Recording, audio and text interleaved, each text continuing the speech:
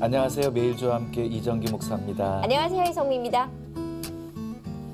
목사님, 사람이 살면서 남의 말에 이렇게 귀를 안 기울이는 것도 문제지만 남의 말에 너무 신경 쓰는 것도 사실은 문제가 되잖아요.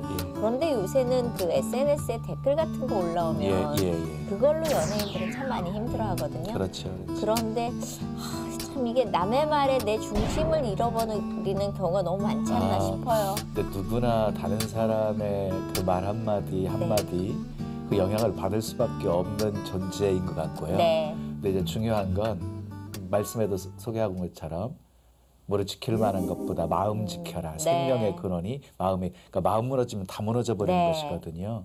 그러니까 특히 연예인들 같은 경우는 이렇게 마음 잘 지켜야 된다고 생각하고요. 마음이 이렇게 밖에 돌출돼 있지 않잖아요. 안에 있죠. 그렇죠. 안에 있잖아요. 내 안에 있는 거니까. 밖에 돌출돼 있으면 누가 건드릴 때마다 상처받고 이러지만 안에 있는 거니까 내가 못 지켜서 그러거든요. 그러니까 잘 지켜야 된다고 생각하고요. 믿음의 사람들은 사람이 나를 어떻게 보느냐 이 시각보다도 하나님이 나를 어떻게 보시느냐, 그러니까 하나님 눈치를 더 보면서 살아야 된다고 생각해요. 그래서 마태복음 6장에서도 기도할 때도 금식할 때도 구제할 때도 사람에게 보이려고 하지 말고 은밀한 중에 계신데 하나님께 하라.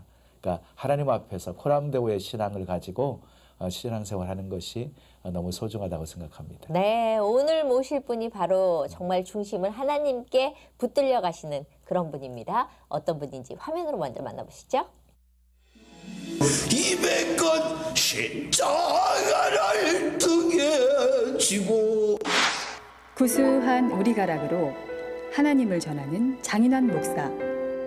어렸을 적 집안 환경 속에서 자연스럽게 우리 소리를 배웠고 하나님을 만나게 됐습니다. 받은 달란트로 해야 할 일은 잃어버린 한 마리 양을 찾기 위해 노래로 하나님을 전하는 것임을 깨달았습니다. 고난과 시험 속에서도 하나님 앞에 온전히 서면 된다는 중심으로 판소리 목회를 해나가는 장인환 목사. 그의 신앙 이야기 속으로 지금 들어가 봅니다.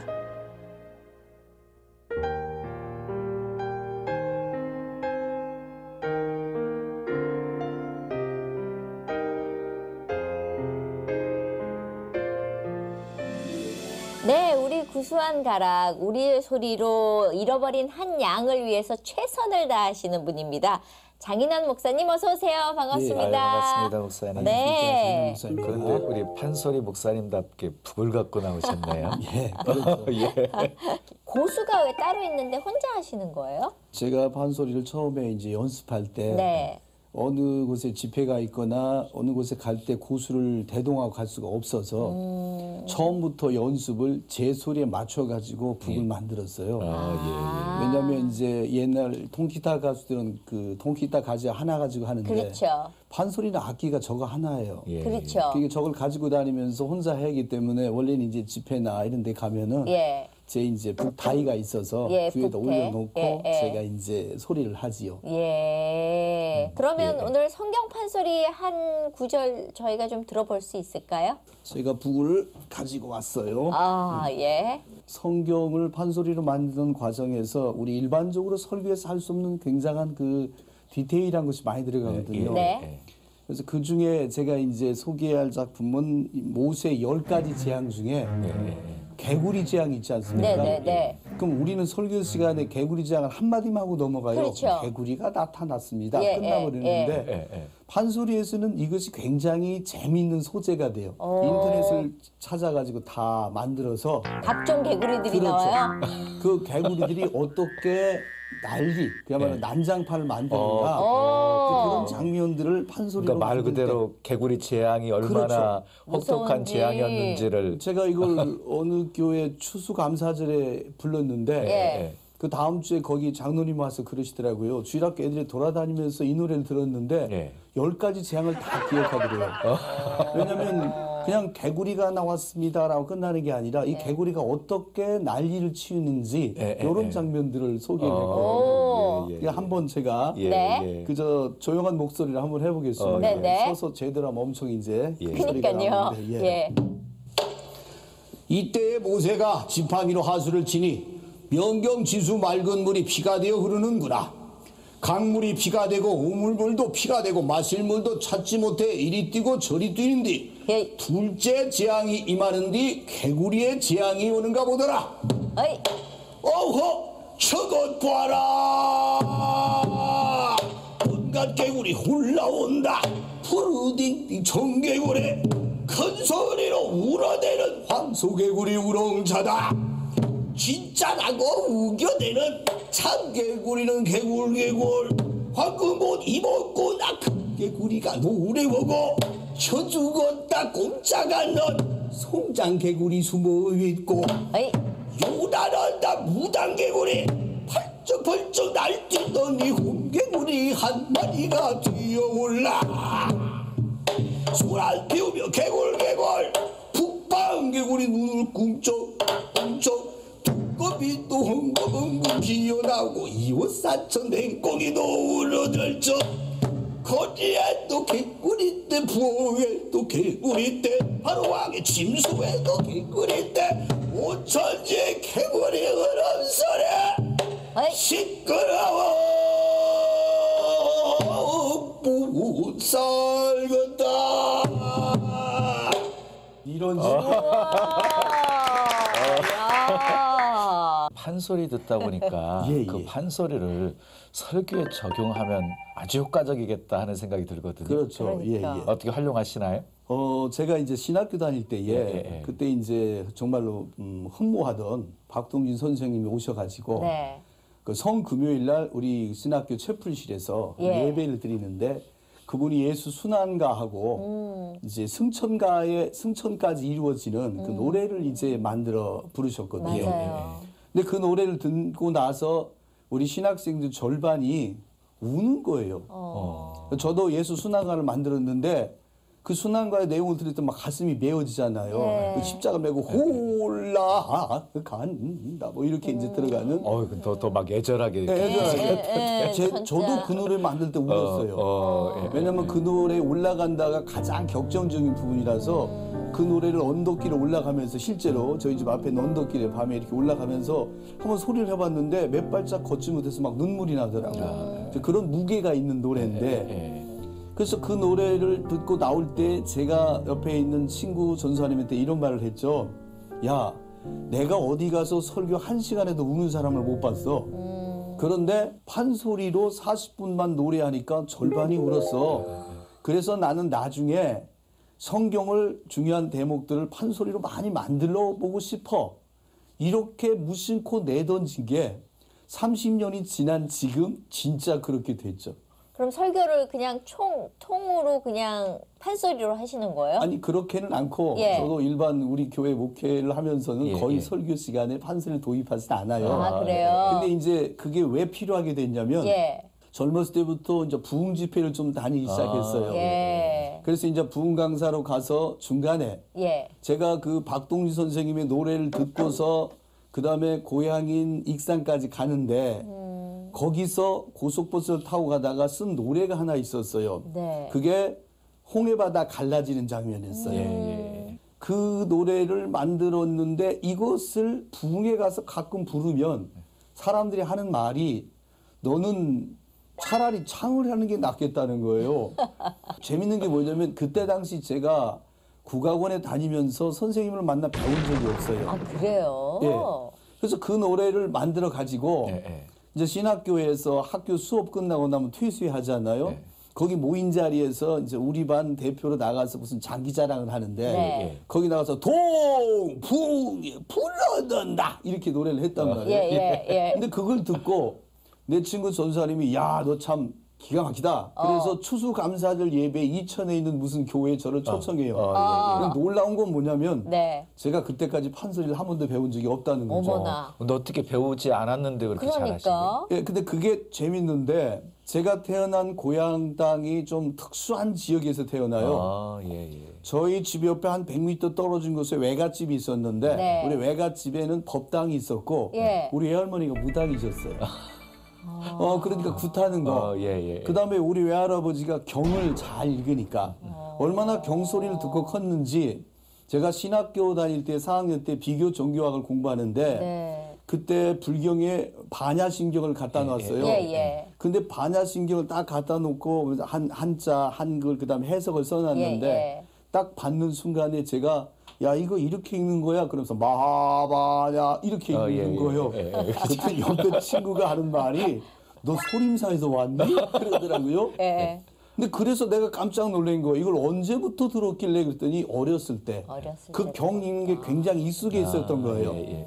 그런데 이제 언제 이 판소리에 대한 그 감흥, 말하자면 내 안에 들어온 어떤 판소리 가지고 있는 문화적인 충격을 받았냐면 어렸을 적에 그 우리 익산에 구시장이라는 데가 있는데 거기에 포장을 쳐놓고 판소리를 하는 창극단이 왔어요. 근데 그분들이 무엇을 했냐면은 약장수를 따라다니면서 공연하는 분들이었어요. 제가 판소리 역사를 보니까 그 시기가 판소리꾼들이 우리나라의 전통 예술인들이 굉장히 힘든 시기였어요. 극장에서 퇴출당하고 갈 데가 없었어요. 그래서 그분들이 창극단을 만들어 가지고 약장수를 따라다니면서 공연을 하기 시작하죠. 그래서 지금도 저에게 당신의 스승이 누구요라고 부르면은 제 스승이 약장수입니다.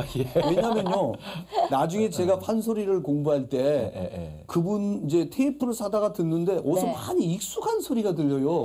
생각해 보니 내가 초등학교 3학년에서 6학년까지 들었던 그분의 목소리예요. 그러니까 그분들이 나중에 인간문화재가 돼요. 우리나라의 명창들이 돼요. 그러니까 우리나라 명창 중에는 옛날에 고생하던 젊은 날 시절에 그래서 제가 어렸을 때부터 그분들이 연극을 보고 그분들이 소리를 듣고 그러면 이제 그런 데 가면 그러잖아요. 애들은 가라. 나가잖아요. 그리고 이제 밖에 나가면 포장을 쳐놨으니까 밖에 나가도 소리는 듣잖아요. 그러니까 그런 것들이 익숙해져 있어가지고 중머리도 모르고 잦은 머리도 모르는데 판소리를 만든 거예요. 그냥 모세전을 만들어 가지고 그걸로다가 모르는데 공연도 가고 그런 상황이었죠. 그래서 그걸 가지고 집회 시간에 가끔 나가면은 한 편씩 이렇게 읊었는데 듣는 사람들이 은혜가 된다고 야 이게 재밌구나. 이제 그러는 과정에 내 친구 목사님 한 분이 그 노인대학을 개설했어요. 그 노인대학을 개설했는데 그 노인대학에서 매주마다 저를 특강을 해달라는 거예요. 판소리로. 그러면서 그 친구 하는 말이 너는 왜 하나님이 주신 것을 안 쓰냐? 그 얘기예요. 근데 그 전에 제가 이미 이제 전주 도립국악원에 다니면서 교육을 받았어요. 그래서 이제 처음 선생님이 최승희 선생님이라고 인간문화재 그분한테 이제 배우면서 그래서 그렇다. 하나님께서 주신 것을 수건에 싸서 땅에 묻어놓는 것처럼 내 어렸을 때 환경이 그런 문화 속에 살고 그런 것에 감흥을 받고 성장을 했다라고 한다면 이 집은 진짜 만들어봐야 되겠다 해가지고 이제 노인대학을 하기 전에 한 6, 7개월을 우리 교회 앞산에 들어가서 새벽마다 수련을 하기 시작하죠. 혼자서요? 그렇죠. 거기서 이제 배운 걸 가지고 기초로 해가지고 어떻게 했냐면 산에다가 요만한 타이 하나를 묻어놓고 그 다음에 옆에다가 이제 바위를 하나 갖다 놓고 그 다음에 거기 이제 막대기 요만하게 잘라가지고 몇 개다 갖다 놓고 막대기가 부서질 만큼 타이를 치면서 소리를 질렀죠. 우리 성도들은 우리 목사님이 기도 많이 하는 줄 알았어요. 그렇죠. 목이 쉬어서. 네, 목이 쉬어가지고 주일날 앞에 아침에 올라가면 할렐루야 이렇게 나오는 거예요. 그래가지고 한 5분 10분 하면 그때부터 이제 목이 풀어지고 그럼 또 그 다음날 가서 막 정말로 그런데 이게 해보니까 왜 옛날에 우리 소리꾼들이 힘들었는가 알겠어요. 여름에 그걸 했는데 모기가 있으니까 겨울옷을 입었어요. 모자를 쓰고 장화를 신고 뱀도 있으니까. 아우 땀이 비 오듯이. 땀을 쏟고 그리고 막 1시간 이상을 촤라고 소리를 지르고 내려온 몸이 덜덜덜덜 떨려요. 왜요? 추워요. 그리고 정말 아파요. 근데 나는 1시간 조금 더 했는데 근데 어쨌든 그 수련이 끝나면서 한 가지를 얻었는데 소리의 기를 얻었어요. 저는 그러니까 제가 소리를 창작하는 과정에서 왜 목사인 내가 성경 판소리 요즘에 이제 제가 복음 창작 판소리라고 이제 만들어 부르는데 그걸 만들게 되었는가를 그때 알았죠. 그건 그냥 되는 게 아니고 그것을 만들 수 있는 여러 가지 조건이 겸비된 사람만이 가능하다는 걸 그때 안 거예요. 그렇죠. 근데 그것이 제 어렸을 적에 환경부터 그걸 그렇게 만든 거였죠. 교육이라든가. 근데 첫 번째 성경 판소리가 왜 일반 대중에게 힘드냐면 안 배웠으니까. 우리나라 사람들이 판소리 모르잖아요. 저 이거 하면서 사실은 판소리 한다고 환호와 박수도 받지만 굉장히 무시도 많이 당했어요. 아, 그래요? 왜 이상하죠. 왜요? 우리 건데? 우리 건데도 불구하고 제가 지금 어떤 방송에서 3년째 라디오 방송에 나가거든요. 네. 한 번도 부른 적이 없어요. 뭘 부르지 않았다는 거예요? 그러니까 뭐 초청한다든가 그런 게 교회에서 없어요. 이렇게 초청을 안 했다고요? 아니 그것도 있지만 제가 있는 지역에서도 제가 지금 말하는 것도 그렇지만은 나름 어디 집회 가면 설교 잘한다, 은혜 받다 그러잖아요. 근데 어떻게 사람들이 생각하냐면 아우 판소리나 잘하는 목사 그렇게 생각하는 게.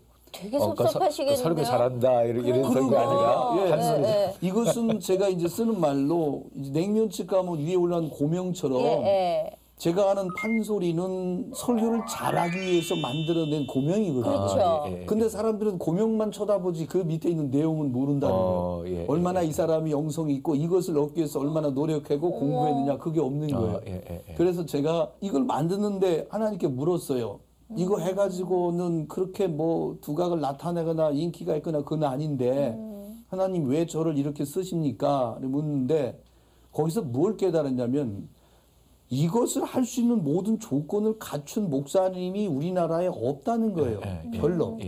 첫째로 이걸 하려면 소리가 돼야 되잖아요. 그렇죠. 나는 어렸을 때부터 그러니까 소리 배우기 전에 이미 소리를 아까 얘기한 것처럼 만들었잖아요. 환경이. 네. 그다음에 이제 두 번째로 북을 쳐야 되는데 사실은 소리보다도 북이 더 어려웠어요. 지금 제가 치는 북도 잠깐 쳤지만 이런 정도의 어떤 북의 경지에 올라가려면 힘들다고 그래요. 제가 보니까.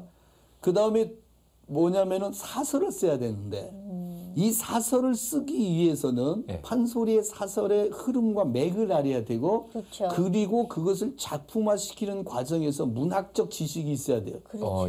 근데 제가 시를 쓰거든요. 그리고 고등학교 때부터 거의 한 10년 가까이를 문학 동아리 활동을 하면서 시와 수필을 쓰고 이제 이게 설교를 쓰는데 굉장히 도움이 되었죠. 그다음에 이제 마지막으로 뭐가 있냐면 일반 소리꾼들이 여기까지 어떻게 왔는데 마지막으로 못하는 것이 하나 있는데 그게 뭐냐면 신학과 성경을 몰라요. 이제 성경만 안다고 그래서 되는 문제가 아니라 신학이 밑받침되지 않으면 이야기가 이상한 방향으로 그렇죠. 예를 들면은 이제 어떤 분의 노래 보면 노래를 부르는데 이제 바로의 공주가 내려와서 목욕을 합니다. 그럼 우리는 바로의 공주가 갈대밭사에 가서 목욕을 하다가로 끝나요. 근데 그 대목이 재밌잖아요. 바로의 공주가 목욕을 했고 어떻게 할까 상상하잖아요. 그래서 바로의 공주에 관한 노래를 만들어요. 소리꾼들이 가지고 있는 저기 잘못 빠지기 쉬운 함정 중에 그거죠. 제가 이것을 아직 이제 신학화 시키려고 노력하는 게 판의 신학이라는 게 등장하는데 이제 거기서 그 문제를 제기하는 이유가 뭐냐면 그러면 그 여자가 옷을 벗고서 내려오는데 쓰는데 그 단어가 문제가 될 수 있는 게 뭐냐면 선녀가 왔는가 화용월태 무슨 선녀이든가 뭐 가슴은 봉급하고 허리는 잘록하고 이렇게 가사를 썼다고 해봐요. 그러면은 신학적으로 문제가 발생해요. 선녀라는 단어 자체가 우리는 없습니다. 쓰면 안 되는 거죠. 그렇죠. 선녀가 아니니까. 흥미를 위해서는 재미있는데 이 부분은 문제가 돼요. 그래서 내가 이걸 깨달은 게 뭐냐면 이게 신학적인 문제구나. 제가 만든 노래 중에 우리 교단이 몇 년 전에 큰 체육관을 빌려가지고 선교대회를 했어요.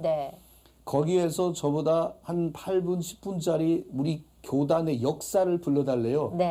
그래서 저는 뭐 교회 역사가, 교단 역사가 이런 거 많이 해봤거든요. 그래서 이제 우리 교단의 역사가를 시간 맞춰 만들어가지고 하는데 맨 마지막에 조건이 뭐냐면 전체가 따라 부를 수 있는 노래도 만들어서 하래요. 이게 말이 되냐고요. 그래서 한참 고민하고 기도하다가 이제 그 가사를 만들었어요. 가장 쉬운 8마디로 해가지고 에헤라 배 띄워라 무지개 찾아서 떠나자. 그러니까 우리 교단이 노아의 방주다. 이제 새로운 시대로 나아가자. 그러니까 에헤라 배 띄워라. 이것을 일반인들이 그냥 청중들이 따라 부르기 쉽게 만들어가지고 그냥 내던지듯이 해보자고. 에헤라 배 띄워라 무지개 찾아서 떠나자. 여기까지만 해놓고 네. 따라 부르는 거예요. 거기도 수천 명이 처음에 이제 그렇게 하니까 따라 부르기를 해 들어갔어요. 그랬는데 그 노래 무지개 찾아서 떠나자라는 말을 써놓고 문장을 만들다가 이게 신학적으로 잘못됐다는 걸 깨달은 거예요. 노아의 방주가 무지개를 찾으러 가지 않아요. 맞아요. 그건 뭐냐면 노아의 방주는 하나님의 인도하심을 따라 가다 보니까 무지개가 앞에 있었던 거예요. 그쵸. 만약에 찾으러 갔다라고 한다면 사람의 욕심이나 노력이 들어간데 이게 전혀 그런 게 아니거든. 그래서 제가 신학 얘기를 하는 거예요. 그래서 그 다음에 바꾼 가사가 무지개 만나러 떠나자 그렇게 된 거예요. 우리 교단과 우리 모든 교회가 하나님의 약속의 땅으로 나아가는데 무지개를 만나러 가자. 우리의 희망을 만나러 가자. 이제 그렇게 만들어 본 적이 있거든요. 그러니 목사님 얘기 들으니까요.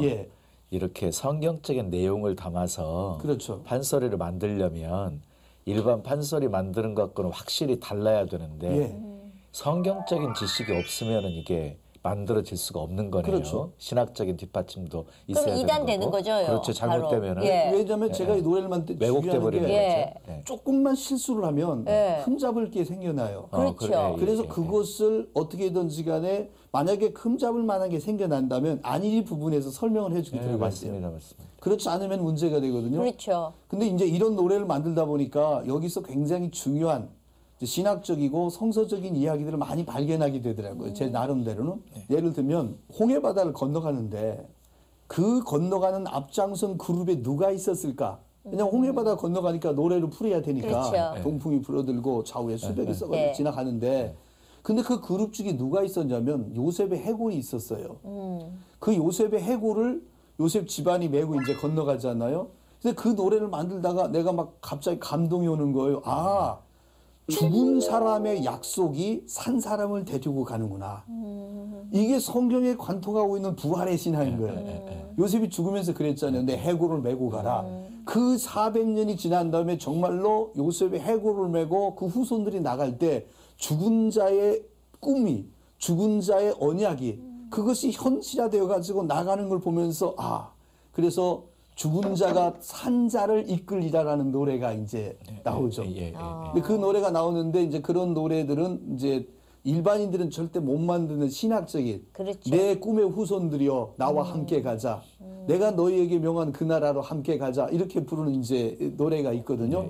그래서 이 성경 판소리들을 다른 목사님들이나 일반인들이 쉽게 못 만드는 이유를 그래서 한 거죠, 제가. 그러면 지금 자작곡이라고 표현해야 되는 거죠? 자작곡 하신 곡이 몇 곡 정도 되세요? 제가 일단 지금 하고 있는 라디오 방송에서만 3년간 했고 그럼 엄청 많겠네요. 매주마다 새 작품으로. 새 작품? 이전에 구TV 이전에 CCTV에서 8개월 동안 10여 년 전에 8개월 동안 37개의 구약 성경을 노래 불렀죠. 우와. 창세전, 모세전, 뭐 아브라함전, 야곱전, 이색전 막 이삭전 가다가 마지막 작품이 에스겔의 그 해골골짜기 그 노래였어요. 그러면 전체 성경 줄거리 내용을 다 담아가지고 이렇게 작품들이 만들어지는 거네. 그렇죠. 작품 하나하나 쓰실 때마다 어떻게 구성해서 어떻게 가는지에 대한 그림을 그리시고 쓰시는 거예요? 그렇죠. 어떻게 되는 거예요? 우선 성경을 많이 읽고 읽은 다음에 그것을 이제 극작화시키는 방법이 어떻게 이제 사설로 만드는 그 연극화시키는 과정이 문제인데 이제 너무 감사한 게 뭐냐면 제가 어렸을 때 그 약장수들이 연극을 봤다고 했잖아요. 그래서 그런지 몰라도 전도사 때부터 부목사님 시절까지 있을 때에 연극을 한 20몇 편을 썼어요. 물론 이제 교회 연극이죠. 짤막한 것들을. 이제 그렇게 해가지고는 그것들이 쌓여지다 보니까 작품을 쓰는 데는 그다지 어렵지가 않아요. 근데 이제 뭐가 중요하냐면 상상력. 그다음에 두 번째로 뭐가 또 필요하냐면 그 상상력과 함께 그 시대적 상황. 그렇죠. 문화, 성경이 말하는 전통적인 어떤 그 시대적 상황 이것에서 벗어나거나 또 쓰고 있는 단어가 아까 얘기한 것처럼 문제가 돼요. 그렇죠. 이게 성경의 단어냐, 성경의 어떤 말씀이냐 이것에다가 초점을 맞춰가지고 가는데 우리나라에 있는 판소리 5대 마당 중에 사실은 우리가 부르고 있는 판소리가 다 들어가 있죠. 들어가 있어서 예를 들면은 바디메오가 있어요. 그럼 바디메오가 예수님보다 다윗의 우선 예수여 하고 불렀다가 자기 눈을 떠달라고 이제 부탁을 하잖아요. 그 바디메오가 눈을 뜨는데 놀랍게도 그 얘기가 성경에 있잖아요.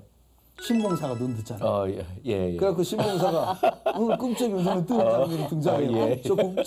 꿈쩍. 신봉사 눈을 꿈쩍이다 번쩍 눈을 떴네 이런 노래가 있는데 그런 거예요. 또 흥부가에 보면은 흥부가 쌀을 가져다가 이렇게 부으니까 쌀이 차잖아요. 그러면 이제 그걸 갖다가 쌀떡에다 쌀을 갖다 데워놓고 부어놓고 데워놓고 부어놓고 데워놓고 돌아서 뭐 하나가 다 그렇고 데워놓고 들어 하나 뭐 그렇게 부어놓고 아이고 좋아 좋네 뭐 이런 노래 있잖아요. 근데 그게 성경에 있어요.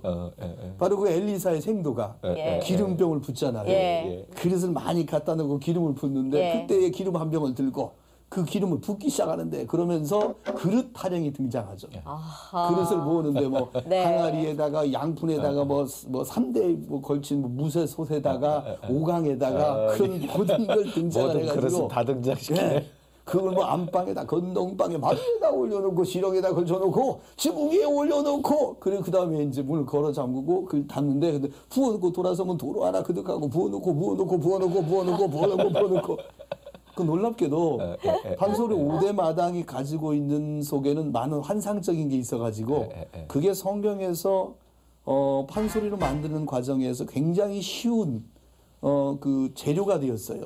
무슨 소리냐 그러면 판소리라고 하는 것은 일반 단가나 노래와 달리 스토리를 가져요.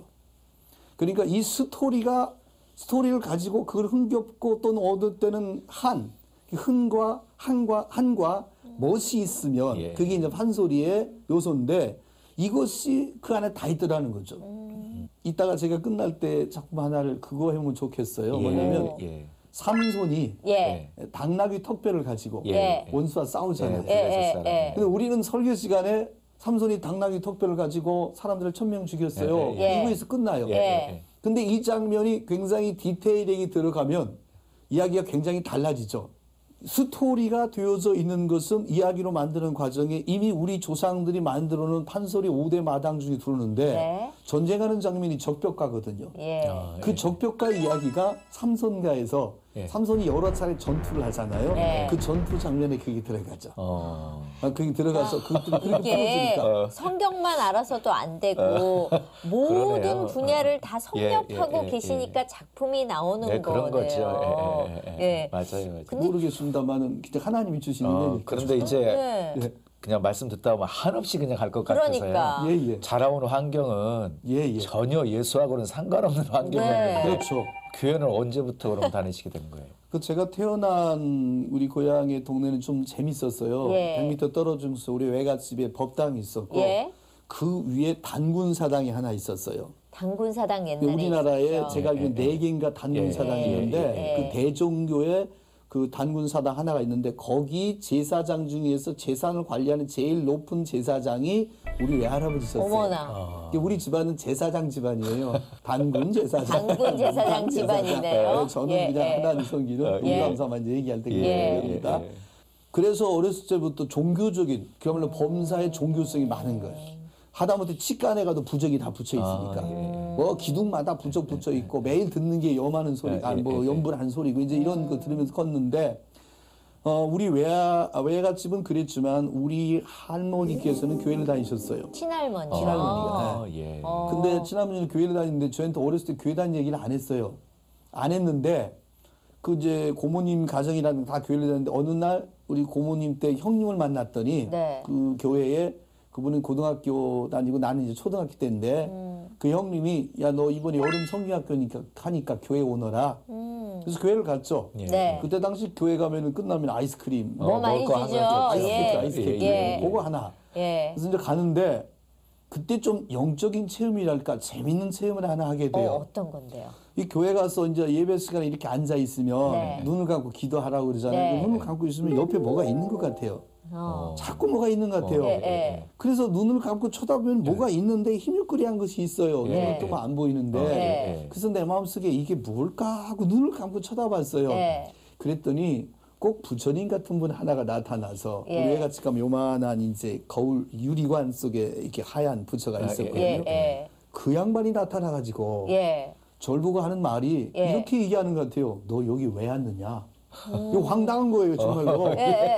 근데 외갓집에 갔어요. 이제 외갓집에 갔더니 우리 외할머니가 그전에는 안 그랬는데 그날따라 너도 이제 컸으니 가서 부처님 법당에 가서 절하고 와야지 그러는 거예요. 근데 갔는데 거기서 절을 하라고 그러니까 우리 외할머니 말씀처럼 눈을 이제 감고 이렇게 절을 하려고 그러는데 옆에 누가 와 있는 것 같아요. 또. 그래서 눈을 뜨고 안 보는데 하여튼 느낌이 뭐가 있는 것 같아. 그 눈을 감고 쳐다보니까 어떤 분이 와 계신데 그분이 하는 얘기가 뭐라고 하냐면 넌 여기서 지금 뭐 하냐 그러는 거예요. 그래서 제가 그 여름 성령학기 때 신기한 경험을 하는데 교회가 앉아 있으면 부처님이 찾아와서 너 여기 뭐 하냐. 법당에 가서 절하려고 그러면 예수님이 찾아와서 너 여기 뭐 하냐. 이러는 것 같아요. 절을 안 했어요. 제 기억에 의하면. 근데 어느 날 그런 갈등 속에 있다가 교회에 가서 처음 들었던 말씀이 이제 제게 큰 뭐라 그럴까 경험이 됐나 봐요. 그 앞에 딱 서가지고 제가 그 법당에 그 상을 보고 이렇게 말했어요. 나는 앞으로 죽을 때까지 영원히 너한테 절은 안 해. 초등학교 5학년 때. 정말로. 그렇게 얘기하고 그냥 나오려고 그러니까 가니까 그 위에 이제 사과나무나 맛있는 것이 항상 차려 있었어요. 하나 주워가지고 호주 맨날 넣고 나오고 그리고 끝났어요. 근데 그게 제가 어렸을 때 고백한 그게 살면서 나를 움직이는 가장 큰 힘이 된 거죠. 그러면 그 뒤로는 법당에 가서 절을 안 하신 거예요. 그리고 제가 그 경험을 이제 군에 있을 때 진짜 했거든요. 제가 군에 있을 때 교회 갈 사람 나오너라 이 훈련소에 가면 그런 얘기 하잖아요.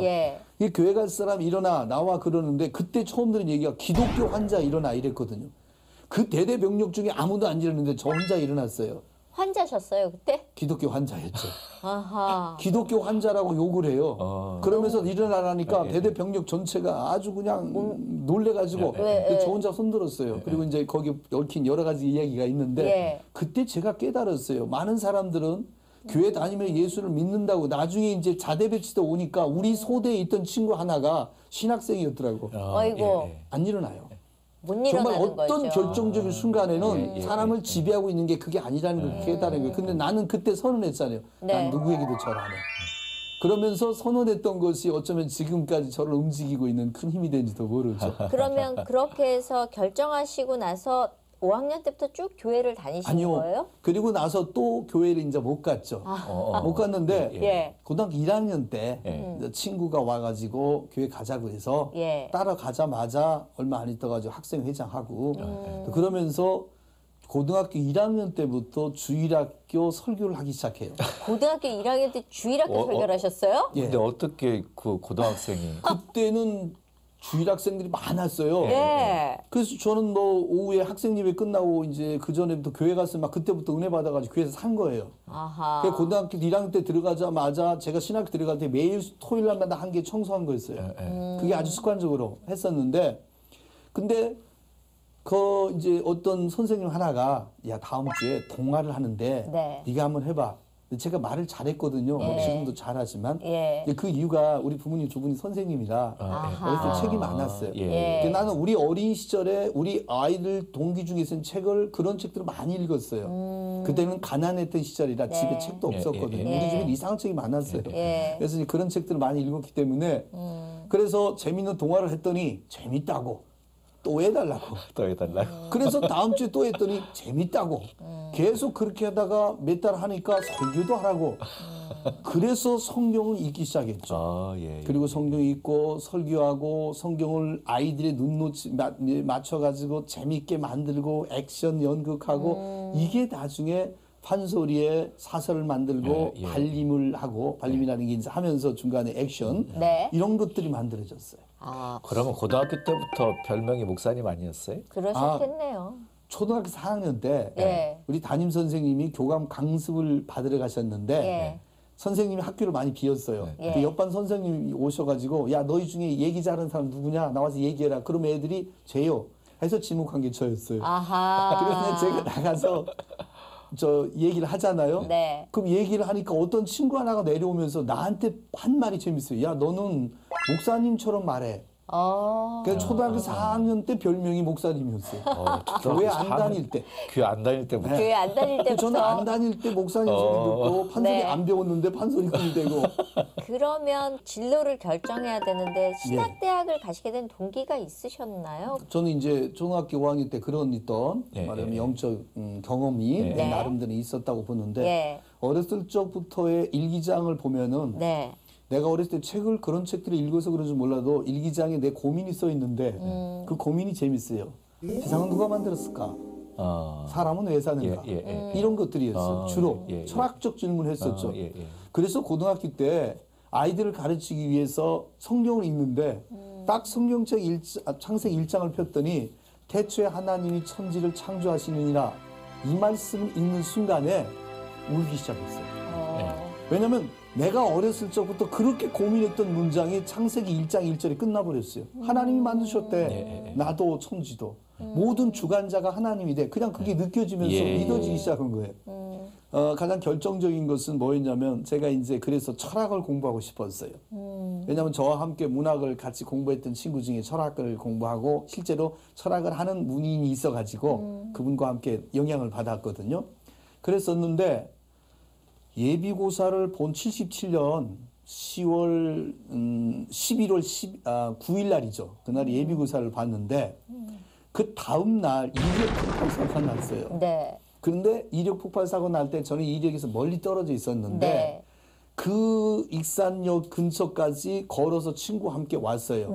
왔는데 불나고 무너지고 깨지고 사람들이 상처 입고 길거리에 막 그냥 난리가 났을 때 왔어요. 근데 역전에 갔는데 사람이 하나도 없어요. 이제 소방관들이 와서 불을 끄고 있었고, 그럼 우리 둘이 갔는데 그 안에 깊은 웅덩이가 파져 있는 거예요. 그게 이제 폭발한 거예요. 그 나하고 내 친구 둘이 거기를 가가지고 그 웅덩이 속에 들어갔어요. 그 웅덩이 속에 들어갔는데 하늘을 쳐다보는데 하늘의 별들이 너무너무 밝게 빛나요. 별이 많았어요. 그날은 정말 좋은 날이에요. 날씨는 춥지만. 근데 그걸 바라보는데 그때 내가 읽었던, 그러니까 이게 이렇게 얘기하면 무섭지만 제가 칸트의 순수 이성 비판이라는 책을 조금 이따가 말했거든요. 고등학교 때. 너무 어려워서 이제 포기했지만 근데 그분이 했었던 묘비명에 써 있는 그게 말 중에 하나가 떠올랐어요. 그 별을 쳐다보는데 이 세상에서 나를 가장 가슴 떨리게 하는 것 두 가지가 있는데 하나는 하늘에 반짝이는 별과 그리고 내 마음속에 있는 황금률, 그분이 얘기하는 도덕률 얘기하는데 이제 양심을 얘기했죠. 그게 떠오르는데 갑자기 내 마음속에 하나님께서 이렇게 말하시는 것 같았어요. 너는 뭘 보느냐? 그래서 내가 그걸 쳐다보다가 눈물이 나가지고 별을 봅니다. 그랬어요. 그랬더니 내 마음속에 하는 말이 사람이 하는 일을 보느냐? 사람이 하는 일을 보느냐? 결국 사람의 문명의 마지막에 되어질 어떤 것에 관한 느낌을 받는 거예요. 그래서 내가 거기 서가지고 갑자기 막 울기 시작했어요. 아무 대답 없었는데 내 마음속에 느끼는 것이 인간의 허무함, 우리 문명의 어떤 것, 그리고는 내 마음속에 이런 모든 것에서 해결할 자가 누구냐라는 음성을 다시 듣게 되는 거죠. 왜냐하면 그 해가 77년도인데 77년도 7월 27일 날 제가 교회에서 잠을 잤어요. 여름에 뜨거우니까 그냥 이렇게 더운데 뒤에 자는데 그때 꿈속에서 뭘 하나를 봤어요. 근데 그 꿈이 뭐였냐면 그 꿈에게 여러 가지 장면이 나오는데 마지막 꿈이 지구가 불타는 거였어요. 그 꿈이 7월 달에 있었는데 11월 달에 정말로 불타버린 이리어 그 화구, 폭발해버린 그 안에 들어가 있는 거예요, 제가. 그러면서 내 느낌이 인간에 대한 허무함, 이 세상에 대한 어떤 무가치한 것에 대한 것들이 나를 그 허무가 지배하면서 이건 아니다. 내가 돌아갈 길이 무엇인가. 그래서 예비고사 본 그 다음날 그곳에서 느끼기를 아니다 해서 이제 신학으로. 그 전부터 사람들이 나보다 신학을 하라고 그랬는데 사실은 나는 신학보다는 보다 내 생각은 고차원적인 학문이 있을 거라고 생각한 거예요. 뭐 그렇다고 해서 철학을 공부를 잘해가지고 뭐 가거나 그런 건 아니겠지만 하여튼 그런 느낌을 받았는데 해답이 나온 이상 해답이 아닌 것을 배울 필요가 없었죠. 바로 예수 그리스도가 해답이다. 그러면서 제가 신학으로 그때 진로를 바꾸고. 예. 그러니까 어렸을 적부터 우리 친구들이 예언자였죠. 너는 목사가 될 거야. 교회에서도 많은 사람들이 4학년 때부터 예. 목사라고 얘기를 듣고 크신 거잖아요. 그래서 설교를 그때 고등학교 1학년 때부터 훈련을 시키니까 또 연극을 하고 판소리를 이미 어렸을 때 약장수를 통해서 배웠으니까 그런 모든 것들이 만들어지면서 신학교에 들어가서 이제 제가 어떤 이제 큰 교회를 서울의 교회가 섬기면 있는데 그 목사님이 나중에 제가 그게 떠날 때 그러더라고요. 너는 말이요. 내가 들어보니 부흥사 기질이 있대야. 왜냐면 제가 유년부를 가르쳤는데 유년부가 한 80명 됐어요. 걔네들을 부흥해야듯이 했거든. 그러니까 너는 학으로 하지 말고 차라리 성경을 400~500도 공부해서 기도 많이 해서 부흥 강사로 가. 저는 그분에게 감사한 것이 그것이 30년 지나니까 제 앞에 오더라고요. 그리고 그것을 저희가 어렸을 때 간 부흥회는 그렇잖아요. 정말 부흥 강사 같이 재밌는 분들이 없었어요. 그렇죠. 그러면서 막 은혜 받고 그 어떤 강사님이 오면 이 교회에서 집회하고 이제 한 달 뒤에 저 교회 집회하고 그러면 어떤 강사님 4번이나 간 적도 있어.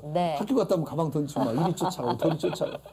그래서 내 꿈에는 야 나중에 저런 하나님의 교회를 부흥시키는 부흥 강사가 되게 되겠다.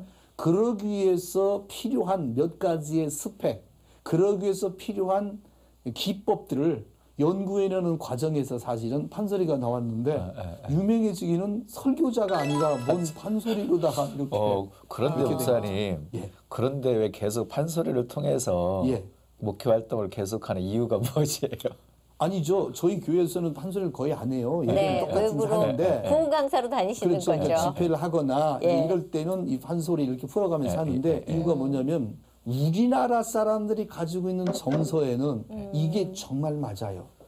지금 우리가 부르는 찬송가는 다 서양의 음악이잖아요. 서양의 음악은 한계가 있어요.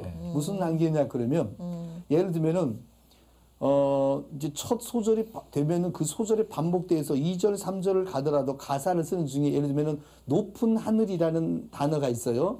그러면은 첫 소절에 높은이라는 단어가 음계가 낮아요. 높은 하늘에 이랬으면 그게 높은 하늘에 이렇게 된단 말이에요. 사실은 높다라는 표현이 그렇게 부르면 안 되죠. 높아야 되는군요. 판소리는 높아야 돼요. 판소리는 높은 이렇게 돼요. 우리 장천 높은 이렇게 올라가야 되고 꼭대기 그러면 꼭대기 이렇게 올라가야 그렇죠. 이게 꼭대기인데 꼭대기 이렇게는 안 되는 거죠. 그게 이제 판소리가 가지고 있는 맥이에요. 예를 들어서 땅이 높다라고 할 때 땅이 넓은 이렇게 들어가야 넓구나. 그러면 이제 땅이 넓은 너무 좋아요. 그렇죠. 좁디 좁은 이렇게 들어가는 그렇죠. 거죠. 좁디는 그 좁이라는 단어를 목소리를 기어들게 막 조여가지고 좁디 그러죠.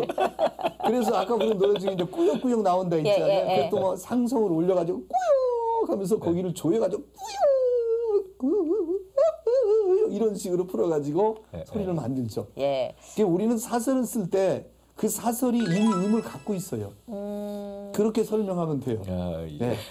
근데 왜 제가 이제 이게 좋냐면 바디메오 전이 있잖아요. 그럼 바디메오 전에 예수님을 향하여 바디메오가 다윗의 후손 예수여를 부르는데 이제 이런 대목에 따라 부르기를 해요. 그럼 이 중에 병든 사람이 있죠. 그 간절함이 있단 말이에요. 같이. 그런데 이제 예를 들어 바디메오 전이 있다면 그 장면을 어떻게 구상을 하냐면 성경에 나와 있는 장면 갖고는 안 되고 조금 앞부분에다가 섞어 들어가죠. 예를 들자면 바디메오가 신세 한탄하고 있는데 그때 어떤 사람의 전도자가 와서 전도를 해요.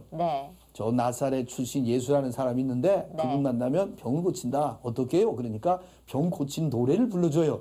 그래서 소원을 가지고 맨날 기도하고 있는데 예수님 왔어요. 그래서 그가 예수님을 향해서 다윗의 후손 예수여라고 소리를 지르는데 그때 따라 부르죠. 다윗의 자손 예수야 이렇게 하면 청중도 같이 부르죠. 그때 바디메오처럼 병 걸린 사람들의 심령이 같이 촥 맞추어 이 병 낫기를 원합니다. 그러면서 같이 동참하죠. 그 저는 이런 기법이랄까 이런 것을 쓰면서 청중과 하나 되는 거죠. 같이 기쁨으로 찬양하는 거네요. 그러니까. 그렇죠. 그리고 마지막에 이제 바디메오가 눈을 떴어요. 그러면서 춤을 출 때 뭐 우리는 얼씨구나 그러지만 이제 판소리는 할렐루야 할렐루야 할렐루야 이래가면서 이제 들어가 밭에 메고 간 눈을 떴네 그러면서 막 박수침이 돌아가는 이제 그런 장면을 속에서 청중을 그 시절 그 상황으로 끌어들이는 거죠. 그러니까 내가 그곳에 있는 그렇죠. 것처럼 느낄 수 있게 만들어 주시는 거네요. 그래서 판소리에서는 그 시작이 그때예라는 말을 쓰잖아요. 그때라고 하는 말은 판이라고 하는 단어가 가지고 있는 신학적 의미가 우리가 한판 싸우자, 네. 또 한 판 먹었다 예. 라고 했을 때 그 판은 시간과 공간을 같이 가지고 있어요. 시간과 공간과 그리고 그 공간 안에서 일어나는 사건 이 세 가지가 판의 신학의 중심 주제예요. 그래서 내가 그때 예수께서 갈릴리 바닷가에 갔는데 라고 얘기했을 때 네. 여기 있는 청중이 그 자리에 가 있는 거예요. 네. 그래서 오병이어가 일어났는데 했을 때 여기 있는 같이 청중이 일어나는 그 같이 거죠. 나누는 거죠. 예. 지금 얘기 들으면서 무궁무진한 얘기들 들었는데 예. 뭐 목사님께는 하나님은 정말 최고 나의 파트너와 같은 느낌이 들었거든요. 일일이 얘기해 주시니까. 예. 올해는 어떤 계획을 갖고 계세요? 올해는 여전히 이제 지금 하고 있는 목회 잘 하고 그리고 이제 뭐 그 집회라든가 올해는 또 이렇게 해외도 좀 있고 해가지고 네. 다니면서 우리나라도 그렇지만 해외에 있는 우리 동포들에게 이 한국적 그야말로 토속적 이런 그 노래를 가지고 네. 같이 한번 제가 지금도 꿈꾸는 게 우리 박동진 선생님이 불렀던 그 눈물 나는 그 노래를 함께 나누고 싶은 거예요. 지금 많은 소리꾼들이 있지만 저와 같은 이제 그런 일을 하는 이제 분들이 계시거든요. 근데 이것을 쉽게 만들 수가 없는 이유가 네. 그래서 그렇다는 것이고 하여튼 같이 활동하면서 보다 한국 사람이 한국의 음악, 한국의 판소리로 되어진 이 창작 판소리 속에 같이 은혜를 나누면 참 좋겠다. 이게 저의 염원이죠. 예. 그 목사님 그 은혜 받은 찬양 있으실 것 같은데. 예. 그 은혜 받은 찬양 하나 소개해 주시면. 제가 아주 어렸을 적에 이제 힘들었던 때 굉장히 많이 불렀던 노래가 나의 힘이 되신 여호와여 그런 찬송이죠. 네. 그런데 판소리 하시는 분의 찬양은 또 어떨까 궁금하네요. 되게 궁금하네요. 예. 오늘 좀 청해 들어도 될까요? 되는데 가사가 있어야 되는데. 아 그래요? 그러면 오늘 이렇게 나오셨으니까 예. 판소리 아까 얘기하신 것 중에 그 하시겠다는 삼손 거를 들으면서 저희 마무리할까 싶습니다. 그래요. 그게 차라리 좋겠습니다. 네 오늘 나와주셔서 너무너무 감사합니다. 너무 감사합니다. 목사님 오늘 어떠셨어요? 그 베드로전서 4장 10절 말씀이 생각나는데 네. 각각 은사를 받은 대로 선한 청지기같이 서로 봉사하라는 말씀이 있어요. 네. 목사님에게는 아주 탁월한 그쪽의 은사를 아주 어렸을 때부터 그런 환경 속에서 자라나게 하시고 하나님께서 그 받은 은사 하나님 정말 멋지게 사용하신다 하는 생각이 들었고요. 이 방송을 통해서 우리 교회에서도 많이 목사님 이렇게 초청하시리라고 생각을 합니다. 네. 자, 우리도 받은 은사대로 선한 청지기같이 봉사하면서 하나님의 영광, 하나님의 뜻, 하나님의 나라 멋지게 이 땅에 이루어갔으면 좋겠습니다. 네, 저는 들으면서 판소리꾼으로 소개가 될 때 얼마나 섭섭하셨을까라는 생각을 해봤어요. 그런데도 한결같이 나에게 맡기신 사명을 갖고 저렇게 끝까지 가시는 모습, 우리가 정말 나에게 맡기신 것들이 누가 뭐라고 해도 흔들리지 않고 가고 있는가라는 고민을 해보는 시간이었습니다. 자, 저희 그러면은 삼손과 데릴라 오늘 얘기를 듣는 건가요? 들으면서 이 시간 마무리하겠습니다. 감사합니다. 감사합니다.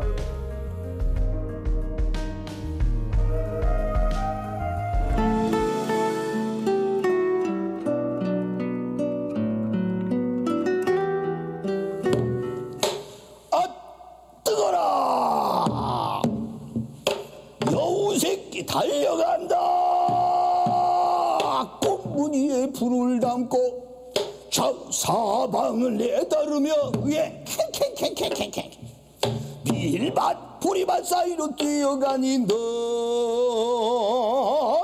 밭에 불이 붙어 화르르르르르르르르 화르르르르르 300마리 여우들이 불을 달고 설쳐대니 누런 보리밭에 남대없는 불이 붙어 뿌아야 네 연기가 가득하다. 성지부터 불이 타오 여우들이 불붙어서 미쳐 날도 전방기청 후루루루루 동네 사람이 쫓아나와 아이고 우리 밭이 다 따버렸네. 여우 잡아라 불 잡아라 이리 저리 뛰고 어떤 놈은 항아리에 물을 담고 뛰어나와 어떤 놈은 빗자루로 다 황방 중에 정신없는 노인 하나는 빗자루를 들고 아이고 우리 밭 풀 거야 돼. 다행히 살아남은 여우가 뛰어오니 동네 개가 다 나서서 월월 깽깽깽 실성한 옆편에는 머리 풀어 산발로고 아이고 우리 밭이 다 따버리네. 화난 남정네는 술 먹고 행패부고 동네방네 곡소리요 마을마다 분노로다. 어떤 놈의 일이다. 그럼 잡아 죽이자.